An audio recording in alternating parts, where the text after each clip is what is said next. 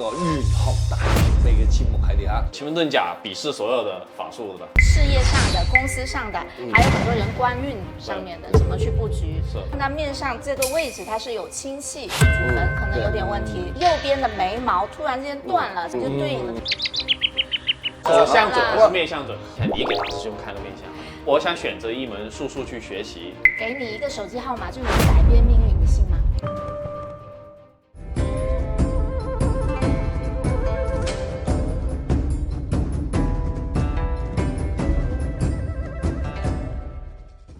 Hello， 大家好，歡迎翻嚟到我哋呢個玄學大靈秘嘅節目系列啊！喺我左手邊咧，依然係我哋嘅發明師傅，右手邊咧依然係我哋嘅慕雲師傅。大家好。我咧啱啱咧就換咗件衫，諗住拍啲新年嘅特別節目咧，就唔知點解就遇到咗阿子堯啊！哎，我就順便跟大家做一期節目了。係啦，因為這期節目很特別哦，好像是我們風水說到最多人一期。 係嘅，人強馬壯應該係。對啊，這一期節目我們就來探討一下玄學術數當中的一些故事啊，或者說一些技巧的內容，好不好？係，好嘅。我們的後台留言裡面看到，大家其實對於八字還有紫微斗數的爭議是比較大的，他們經常會互相看不起嘛。那這個裡面最大的差異，它會在哪裡？論八字同埋紫微斗數嘅呢個變化嚟講咧，即係八字嘅變化真係大，因為佢有大運啊、流年啊、長生12宮啊，佢嘅嘢咧就係多啲嘅。紫微斗數咧，雖然話變化嘅局咧冇咁多，但係佢穩定。我哋好多時候傾八字都係。 你個人應該咁樣樣嘅，你個命應該係向住呢度行嘅，跟住你條線啊，佢有好多嘅道啊、理啊喺度。咁咧，紫微斗數咧更偏向於術數，計啲細嘅事咧，佢比八字係仔細啲嘅。咁佢嗰啲性格啊、六親啊，其實好準嘅。係啦，尤其性格比較準嘅。剛才這個慕雲師傅有講過，這個他們之間看六親啊，看這一些關係比較準。但是我知道。 慕雲師傅是一個很厲害的奇門遁甲的高手。我之前看過一張圖啊，就是一張圖上面有奇門遁甲鄙視所有的法術的，最皇冠的、最厲害的這樣的一個，我們的老師是怎麼評價他們之間的關係？ 其實真的是各有各的優勢。比如說奇門遁甲，它也可以看流年大運，然後它會更細一點。但是八字呢，它對整一個大趨勢、大運的把握，它有它的優勢。但是奇門遁甲，我自己淺薄的了解來說，應該是以前古代行軍打仗。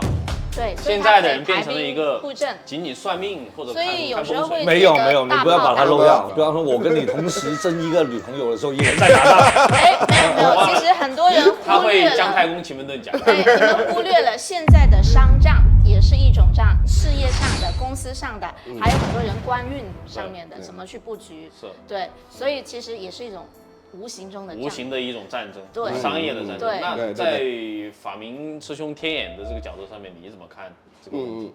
就是刚才大师兄也说到一个八字跟紫微斗数，那我们很直接，我们会請紫微帝君下來啊，然後跟什麼紫微帝君因為我哋可以請到神靈，原來一樣嘢嘅話，直接同神靈去進行一個溝通。例如我哋睇八字嘅時候，因為八字只係顯示到佢今生佢會發生啲咩事，佢自己嘅家屬啦，佢自己嘅夫妻啦，佢以後會發生啲咩事啦。但係好細節嘅一樣嘢就係，我哋係唔知道佢當中其中仲有啲咩更高維嘅指引。之前師兄參加這個《通靈之王2》，他請王靈官嘛。啊，對啊，就一樣啊。請紫微帝君。唔同事情就請唔同嘅，即係靈官元帥或者兵馬落嚟。係啦。那我如果說同時把你們兩個請去，幫我去施個法，那不是很厲害？你唔係你睇你做咩嘢先？係啊，你嗰啲便秘咧就用開心路啦，就唔好用呢啲啦。對，所以我們還是聊回我們的主題啊。我問翻你啦，嗱，即係我係主持人。好啊。我問翻你啦，你有算過紫微同埋八字啊？你覺得邊個師傅算得準啲？問翻你啦有。目前來說，我覺得我沒有找到一個很準的師傅。即係我哋都唔準啦。不，因為你剛才問的是八字和紫微斗數哪一個最準，但是我會發現學到然後修心以後，其實它算的不是那麼準的。就是可能我的發心和起念和我剛出生的那個時辰，它發生變化。我们这个是我的开始体验修道的人，就是有这么一说哈，就是男的归东王公，女的归西王母，哎，就不入这个。所以很多古时候修行就为了不在五行中超出3界外。其实我们所有的术数都是阴阳五行，说到底，然后看它怎么组合，又是一个新的术数。八字咧，算大趨勢啊，算我哋嘅呢個起起伏伏啊，我覺得冇問題嘅。亦都好多嘢都算到，我哋講咗好多集㗎啦，咁就唔詳細講啦。咁啊紫微斗數咧，好在佢係咩咧？佢分咗2個派別嘅，一個北派，一個南派。其實我哋接觸嘅南派比較多啲，南派咧亦都有叫做中州派，好靚㗎紫微斗數，因為佢同心理學結合咗啊，淨係同人哋講會發生啲乜嘢咧，唔結合一啲心理學去幫佢進行一啲按摩啊，或者疏導啊，同埋一啲更加好嘅引導嘅話咧，按摩係即係呢個心靈嘅按摩嚇。如果一個好嘅紫微斗數術師咧，嗱認一樣嘢得嚇，北派南派佢都識。咁咧佢就會算得準㗎啦。呢2個術數咧有一個北就係咩咧？佢唔係一個改名嘅術數。那其實我看到這個有些人他對於什麼小六壬啊，或者說一些梅花易數啊，這些他們也有一些這個疑問，就是說小六壬也是屬於其中一個很厲害的一個預測術嘛。那你問我陸任師傅啊，不如？對啊，我就想林師傅，他是6壬，那你的小六壬到底是什麼關係？喂，2跟6咧是不一樣嘅。那你解釋一下。小六壬同大六壬係術數嚟㗎，咁係一個占卜術嚟㗎。咁啊，我哋係6壬先法，我哋係通過法術去進行造法，甚至我哋6壬咧基本上係玩神通為主㗎，呢個個都知㗎啦。即係我哋俗稱嘅叫乩童啦、上身啦、變身啦咁樣，係以呢方面去尋找。咁啊，呢個咧曾經我有個案例嘅，咁啊就係一個善信。咁啊，一樣就打電話過嚟，跟住講，喂，發面師傅啊，跟住我個仔唔見咗，我喺個停車場度，跟住一樣就揾唔翻我個仔，跟住當時我哋就即刻開咗天下，跟住同佢講，不如你翻部車度揾啦，好唔好？跟住喺車附近，喺車附近，然後佢翻到去個車嗰度，跟住佢話唔見啊咁樣，佢好急喎，跟住你再揾真啲，原來個仔喺部車入邊瞓覺，咁啊你嗰啲玻璃窗係黑色噶嘛，佢睇唔清，佢好急睇唔到。小六壬它可能是一種用點手指的方法去預測，但是你都不用啦，開天眼什麼都看到了。所以要看心誠不誠的。小六壬會很適合初學者，或者是小學生都可以學，因為它只屬6個宮，然後就隨便給3個數字，或者是直接按時間年月日時也可以，它很方便。揾嘢咧，小六壬係一流嘅，大安啊，速喜啊，流年啊，赤口啊，空亡大小吉係小吉，最簡單最快上手嘅學術去玩住先。小六壬一定係一個令到大家去對玄學開始感興趣嘅一樣嘢。但係我覺得依家啲小學生都好易上手小六壬，因為小學生小學生好易唔見嘢啊！我女成日阿媽，我啲筆袋唔見咗，啊我隻公仔喺邊？我話你自己算㗎嘛。那你當年為什麼會學奇門遁甲？從那麼厲害的術數開始學？我也不是小學學的。就是你為什麼？就是你從學藝的這一段經歷來說，為什麼一下子就選中這個奇門遁甲這一？因為很多古書上講那些牛逼的人，他們都是會奇門遁甲，比如諸葛亮啊、郭璞啊、黃石公啊、張良啊。向先賢學習嘛。對，結果一學發現，哎，他在現代很多的生活，哎也可以用。就是我會覺得每位師傅，你們走上這不同的道路啊，我個人覺得不同的術數的門類是有這個指引，或者說自己的選擇。冥冥中。對，但是我呢，作為一個普通人，可能我學了3腳貓功夫，幫女孩看個手相啊，看個面相啊，剛剛說了要學摸骨。嗱，啱先阿慕雲師傅咧講小學未可以學嘅，但係我小學就已經開始去接觸手相。係啦。人哋小學手相準還是面相準？啊，你覺得手相準還是面相準？嗱，你可以講兩個咧都準，佢嘅核心係咩咧？只不過係有啲好細緻嘅大運流年咧，佢睇唔到，係啦。但係你睇一個性格啊、才華啊，嗱，你睇多啲人，其實你都識睇面相㗎。咩人鹹濕嘅？但是現在女孩子面相看不懂，太高科技了。看相跟看手相，其實有時候不只是看它裡面讀出來的信息，還有顏色和氣。特別是中醫，其實中醫都會面相和手相的。有的人會覺得說手相跟面相，你又想說我沒高科技，但我今天化妝。我的意思是，這麼多次都是大師兄給我看面相，你給大師兄看面相。還有沒講完呢，手相跟面相。你不要緊張，我唔準。手相和面相，哎，你說不是不准，它不稳定。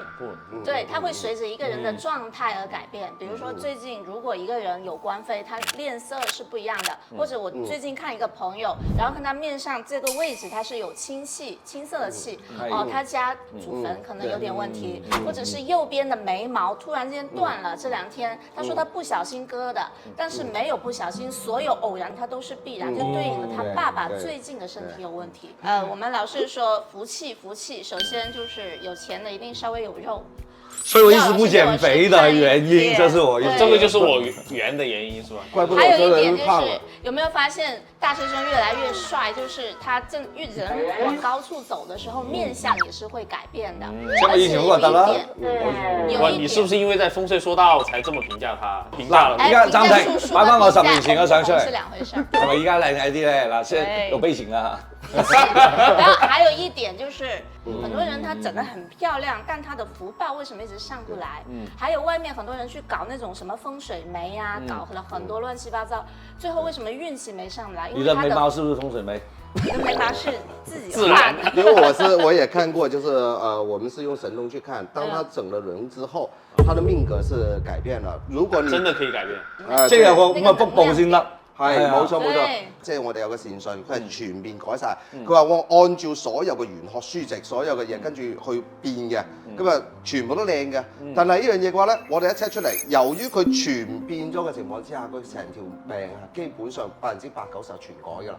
佢係變好定係變唔好？誒，當然係變唔好啦，唔係揾我做咩啫？好明顯就變好咗，佢好自信㗎嘛，佢揾我哋做咩啊？但是我想問一個問題，你從高維啊，就是宇宙的視角，或者說這個天眼的視角來看，那個形象真的和我們現實的形象是一樣的？不是，它不是這樣的，它在高維的空間來講，它是一股氣，一股能量來的，它可以隨時變換當中。例如我想看。就是指緣你，然後你的原生是怎麼樣？他會按照我的喜好，或者按照你現在的樣子畫成給我看。我哋有時候都有學神霄派嘅一啲叫做洞察術咧，即係望氣嘅。咁咧就望佢咧就即係譬如話佢嘅道士咧，我會望到你咧上面嘅顏色咧係會着住個袍嘅。哦，係咁就是古代那種袍。唔係就係道士袍。道士袍。道士袍我知道哦，原來佢係有職業嘅。係啦係啦係啦，學到咁樣樣係啦係啦係啦。有一句話叫30歲之前的長相是父母給的，然後30歲以後的長相是自己修為的。可以理解。原理到底是可以理解係咩？相由心生。係啦，30歲之前咧都係你嘅先天命格，你自己未有咁多嘅主觀啊能動性嘅時候咧，好多嘢都係屋企人要求你點樣啊，你要向住呢個行。30歲之後咧，你有咗自己嘅一個主觀能動性啦，開始按照自己嘅思考去行自己嘅世界啦。咁呢個係冇錯，相由心生係你呢個時候嘅相，按照你呢時候嘅心態出嚟。呢個叫後天。我覺得市面上面很多流派啦，什麼微信頭像給你算命啦，手機號碼給你算命啦，然後我改一個名我就發達啦。其實這個梅花易數裡面一樣的，我心為法，什麼都可以算。但是問題是，給你一個手機號碼就能改變命運，你信嗎？其實跟法明師兄說的一樣，我全部整成一個很漂亮的這個五官，最後還是賴爺。對，他的福德也不夠支撐，他福德也在消耗過程當中。那其實今天剛好那麼多位老師在我的面前了，那我想請教大家一個問題：如果我想選擇一門術數去學習，那什麼東西是我挑選這個東西的標準？我自己哈，可能有的人是天賦型選手，他不需要，他可能出來就已經有神通。但是我自己是由術而入法，再由法而入道，就是所有的術數它是同根的，所以你選擇一個跟你有緣，或是你覺得好入手的。其實很多人最開始都是玩梅花易數，就裡面已經有我們的所有的周易的東西，它已經是奇門遁甲的奶奶。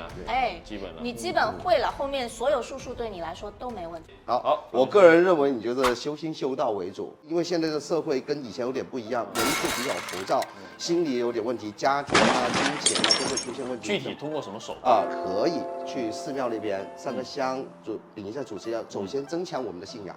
另一樣東西的話，我們可以修行打坐，安安靜靜的在靜着心靜下來。一些大老闆或者一些企業家，他很喜歡晚上打坐，晚上靜靜的待在那邊，其實也是思考。對，他在思考，其實也在通過四維世界，讓更高維的神靈給到我們一些靈感。好，那最後啦，看一下師兄有什麼建議？係嗱，咁我都講咗咁多集啦，事實上咧都要俾大家嚟少少嘅總結啦。對於術數嚟講咧，尤其好似係小耀咁樣嘅，大家小白啦，要 BB 啦，要去學嘅話咧，考慮嘅始終都係3個因素嘅。好多人咧學術數咧，第一個想係求準確嘅、精準嘅，咁啊精準嘅術數咧佢好。但係咧，佢就會少咗一個叫做改變嘅可能性，逆天嘅可能性就少咗啦。咁啊，第二個咧，譬如話我哋學啲叫做術啊又好，法又好咧，佢係一啲叫做逆天改命嘅嘢。但係咧呢樣嘢咧城府好深，你能唔能夠自己去孭得住咁多嘅城府？佢係窮嘅，你幫佢變得富有咗，咁佢原先嘅負債去咗邊？咪喺你身上咯。咁你係咪可以孭得到？自己有冇咁嘅本事？有冇咁嘅福報？你問翻先。